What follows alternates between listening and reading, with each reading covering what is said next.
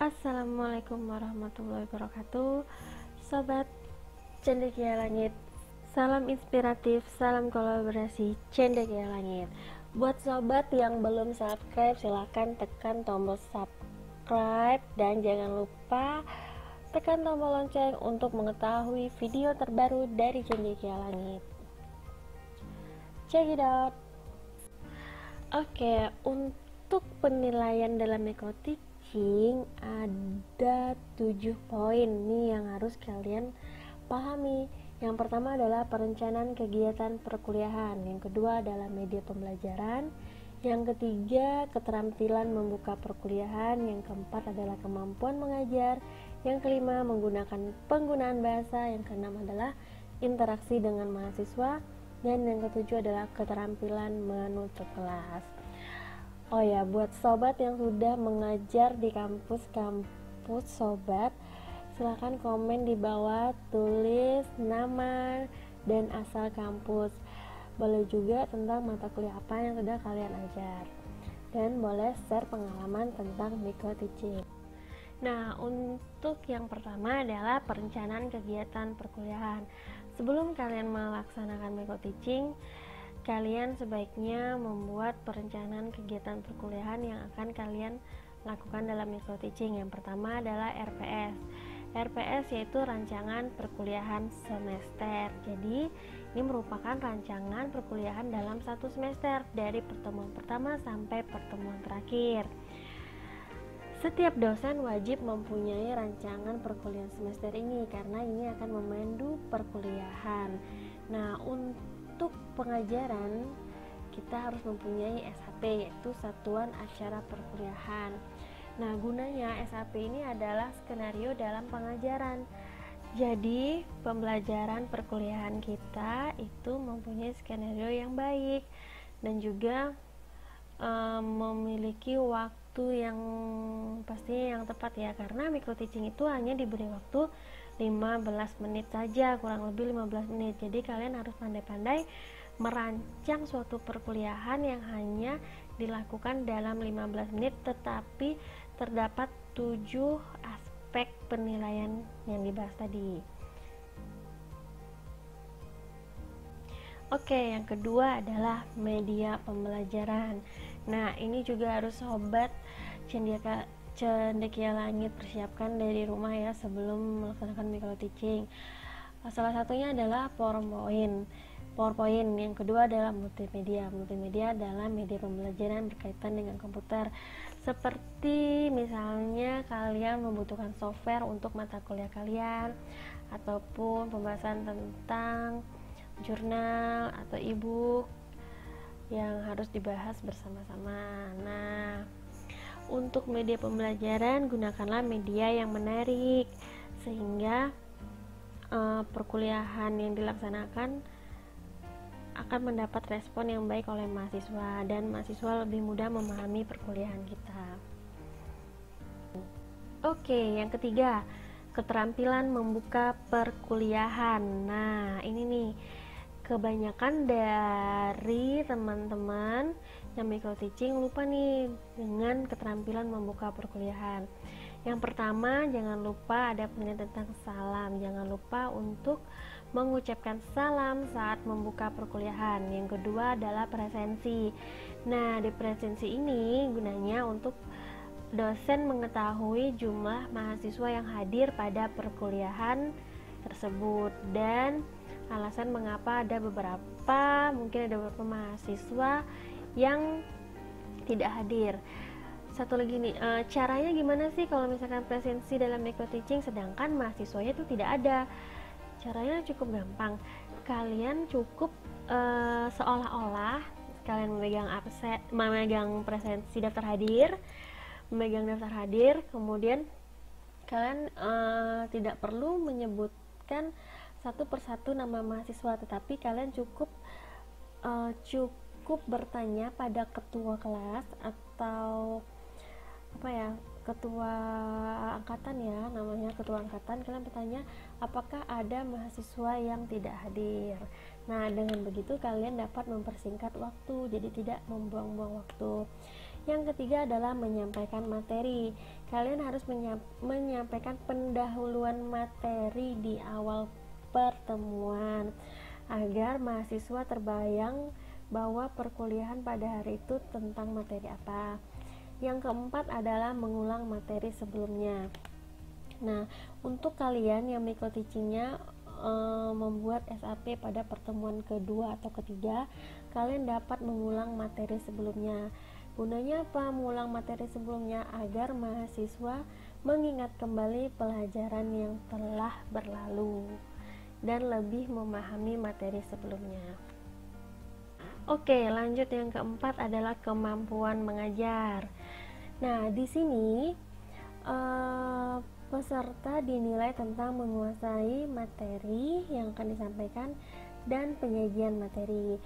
Bagaimana penguasaan materi yang baik? Penguasaan materi yang baik adalah kemampuan dosen dalam mengaitkan materi dengan pengetahuan lain yang relevan, kemudian dikaitkan dengan perkembangan iptek dan juga kehidupan nyata. Dengan begitu, diharapkan mahasiswa dapat memahami materi dengan baik. Selanjutnya adalah menyajikan materi secara sistematis. Nah, dengan menyajikan materi secara sistematis, membuat pola pikir mahasiswa juga sistematis, sehingga membuat mahasiswa lebih mudah memahami materi yang akan kita sampaikan. Jadi, materi itu disampaikan secara sistematis, mulai dari awal hingga akhir, dari yang mudah ke yang susah, dari definisi hingga ke latihan. Oke, next yang kelima, penggunaan bahasa. Nah, selain yang 4 poin di atas, penggunaan bahasa juga penting dalam penilaian micro-teaching. Penggunaan bahasa lisan secara jelas dan lancar. Jadi buat sobat cendekia langit yang lisannya belum terlalu jelas dan lancar, coba deh latihan dulu di kaca bagaimana cara berbicara menggunakan bahasa lisan secara jelas dan lancar. Jadi nanti waktu micro-teaching tidak terlalu terbata-bata lagi dan artikulasi kalian itu jelas dan lancar sehingga mahasiswa lebih mudah memahami. Kemudian menggunakan bahasa tulis yang baik dan benar. Nih yang tadi kita bahas, menggunakan bahasa tulis yang baik dan benar. Dalam membuat PowerPoint, apabila kalian menggunakan PowerPoint, maka perhatikan penggunaan bahasa yang digunakan dalam PowerPoint. Penggunaan bahasa Indonesia yang baik dan benar sesuai dengan kaidah bahasa Indonesia. Dan apabila kalian juga menulis di whiteboard juga kalian harus menggunakan bahasa tulis yang baik, tidak menggunakan bahasa daerah. Oke, yang keenam adalah interaksi dengan mahasiswa. Yang pertama adalah menumbuhkan partisipasi aktif mahasiswa. Nah, pasti kalian bertanya-tanya kan bagaimana caranya menumbuhkan partisipasi aktif mahasiswa, sedangkan kita micro-teaching itu tidak ada mahasiswanya.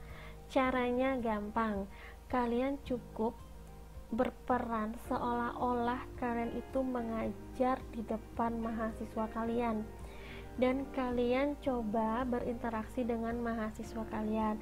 Misalkan kalian memberikan pertanyaan kepada mahasiswa kalian, misalnya seperti ini contohnya, kalian sebut salah satu nama mahasiswa kalian, misalkan, ya Budi, apa kabarnya hari ini?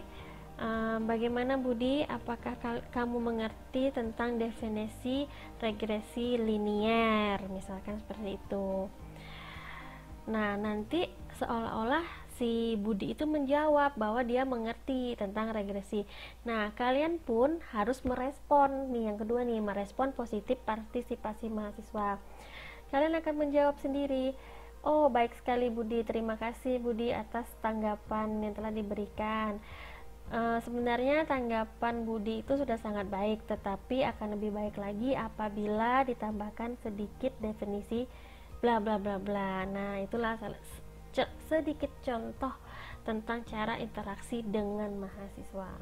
Yang terakhir adalah keterampilan menutup kelas. Nah, jangan lupa nih, dalam menutup kelas tidak cukup dengan kita memberi soal dan mengucapkan salam, tetapi ada beberapa step dalam menutup kelas. Salah satunya yang pertama adalah refleksi atau merangkum. Sebagai dosen, kalian harus bisa merangkum materi yang kalian ajarkan, atau kalian bisa mengajak mahasiswa kalian untuk merangkum bersama-sama sehingga kelas menjadi aktif dan menjadikan interaksi positif terhadap mahasiswa. Contohnya bagaimana? Misalkan kalian anggap saja seperti ini. Oke, sekian perkuliahan kita pada hari ini. Sebelum mengakhiri perkuliahan, Ibu mau menanyakan kepada kalian tentang materi hari ini. Misalkan, Budi, apa definisi dari regulasi linier? Dan misalkan, Ani, bagaimana persamaan regulasi linier? Nah, dan seterusnya. Kemudian kalian sebagai dosen akan menyimpulkan sendiri. Oke, jadi definisi regresi adalah ini, fungsinya adalah ini. Nah, setelah kalian merangkum materi perkuliahan, selanjutnya adalah melaksanakan tindak lanjut dengan memberikan arahan dan tugas penghayaan, yaitu kalian memberikan soal kepada mahasiswa untuk dikerjakan, bisa dikerjakan di kelas atau bisa dikerjakan di rumah, sebagai penghayaan agar mahasiswa lebih memahami tentang perkuliahan tadi. Oke, jadi itulah 7 poin penilaian micro teaching. Nah, buat sahabat Cendekia Langit yang mau tahu contoh SAP dan RPS perkuliahan di UIN Sultan Taha Saifuddin Jambi, boleh komen di bawah. Tulis nama dan alamat email, dan buat kalimat mau RPS dan SAP. Oke, insya Allah nanti tim Cendekia Langit akan mengirimkan atau membagikan link untuk mendownload contoh SAP dan RPS. Sekian video kali ini, saya akhiri. Wassalamualaikum warahmatullahi wabarakatuh.